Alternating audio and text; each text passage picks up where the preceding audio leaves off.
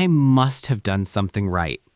I'm not a spiritual man, but I do believe in karma, that if you do something good, then something good happens to you. Causal relationship, action and reaction, something an engineer can understand. Heaven and hell are big concept, but for me, here and for now, I believe in karma. And so, I believe I must have done something good. This is a story from my dark days. Yes, you have likely heard mentions of that time, but I have not had the courage to sit down and explain what happened. To be honest, I don't think I will ever have the capacity to live through that again. But what is it that they say?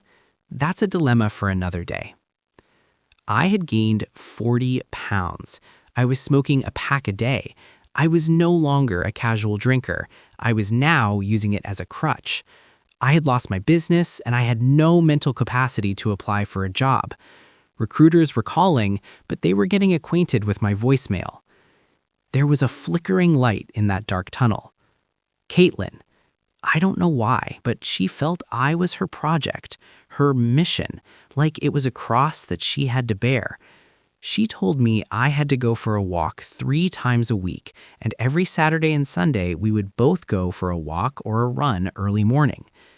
I know, some of you are reaching out to the buzzer. This man is lying. It's funny, there are 2 things this girl hates: waking up early and going for a run, or sweating in any way. Those of you who are ready to call me out, pat yourselves on your back. Good job knowing her. But she was willing to cross this bridge. Or is it 2 bridges? Sorry, don't know how metaphors work with grammar rules.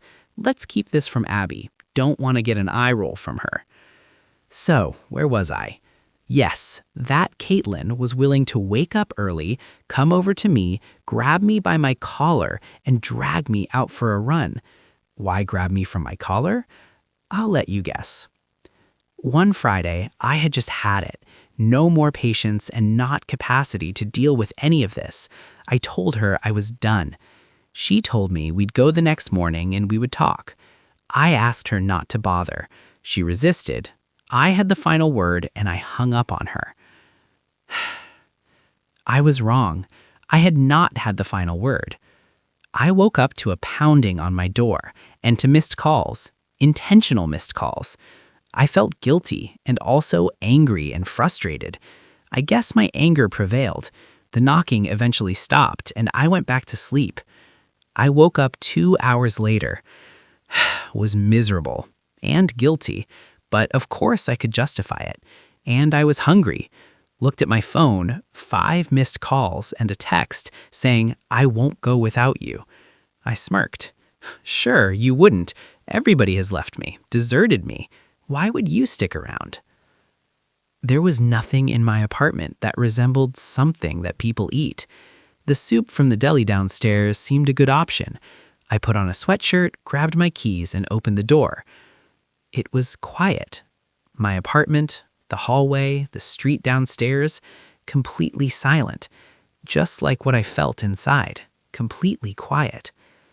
Caitlin was in the hallway, sitting against the wall, in her tracksuit, bundled in her puffy jacket, muffler wound around her neck. She had slipped on the side, her head was resting on her hand, and she was fast asleep. Her ponytail was covering her face, a picture of innocence and stubbornness. Her hand was clutching her phone, waiting, perhaps, for a call that never came, or for a friend who gave a damn. That was the day I realized that I was not alone, that I had a friend, and that I needed to get out of this quicksand. I did not miss a day of run after that. As I said, I must have done something good to have a friend like Caitlin in my life.